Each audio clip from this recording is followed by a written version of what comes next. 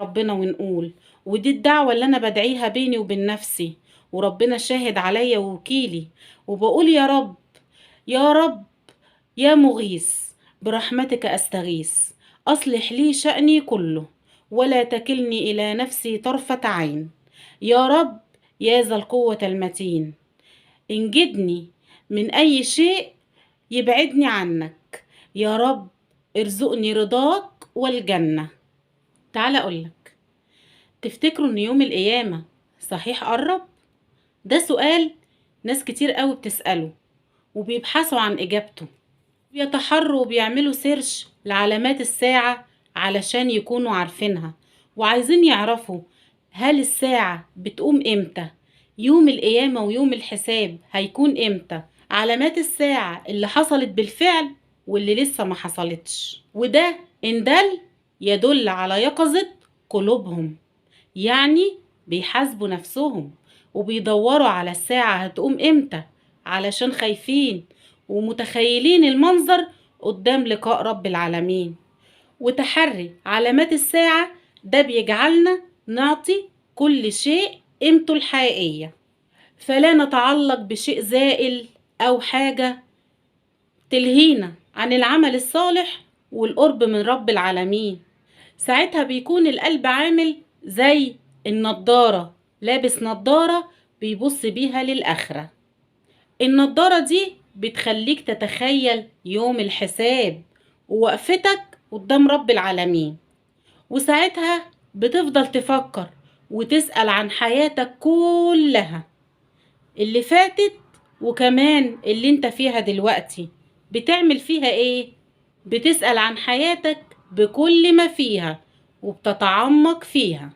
لو انت بقى من الناس دي ومن الشخصيات دي، افرح واملى قلبك سعادة، وكمان اعمل وقفة، لان انت كده قلبك صاحي وضميرك مطلع وعالم وشايف اللي انت بتعمله، فمش بيلهيك عن الدنيا ولا عن الآخرة. بيسألك هتعمل ايه في الآخرة لما ربنا يسألك عن مالك، عن صحتك، عن عمرك، عن وقتك، عن كل شيء فنيته في ايه، عملت بيه ايه.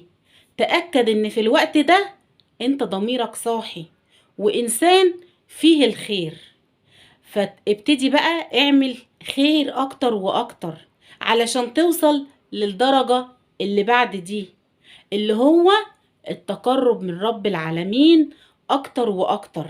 واعمل الخير علشان هتلاقيه خير، لان عمر الشر ما بيقلب بخير ابدا. وصدقوني، قال سيدنا محمد صلى الله عليه وسلم: الخير في امتي الى يوم القيامة. احنا فينا الخير وجوانا خير، بس انت ابدأ بنفسك، لأن ربنا لا يغير ما بقوم حتى يغيروا ما بأنفسهم. لازم الإنسان يغير من نفسه الأول، ويشوف الغلطات اللي هو بيعملها، ويشوف الصح قد إيه والغلط قد إيه. صدقني، العمر ما فيهوش أي شيء تاني. في لحظة الإنسان ما يكونش موجود، أقل من اللحظة كمان. ابدأ بنفسك وبعد كده شوف اللي حواليك. خيركم اللي يبدأ بنفسه، علشان ربنا يرضى علينا كلنا.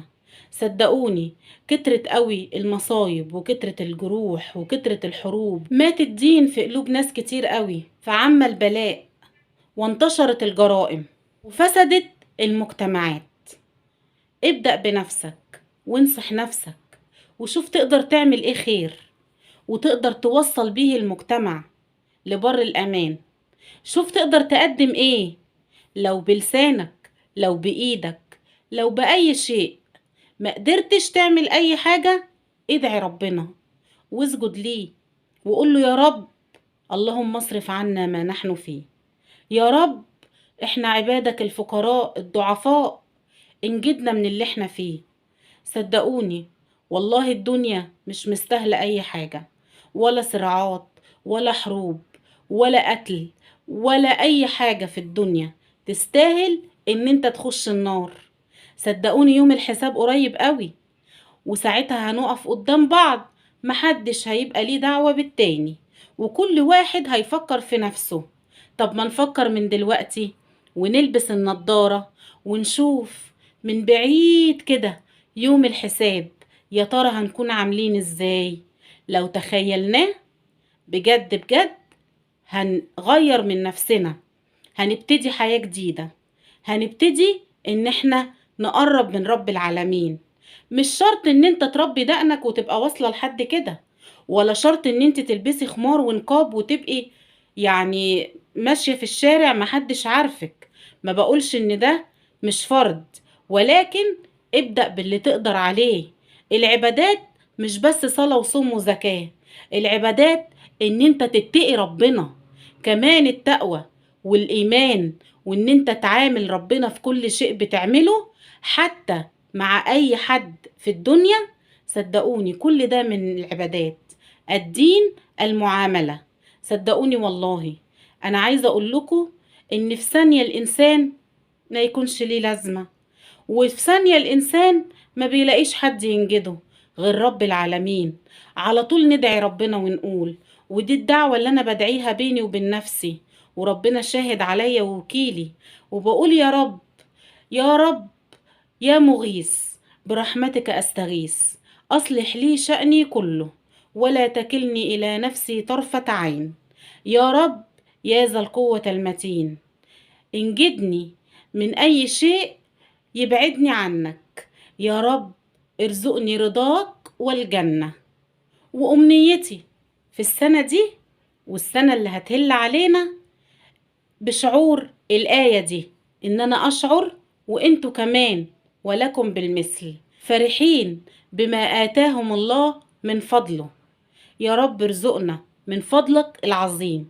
هو ده الخير اللي أنا مستنياه من رب العالمين، بفضله هو وبرحمته هو وبرضاها علينا وعلى بيوتنا وعلى ولادنا.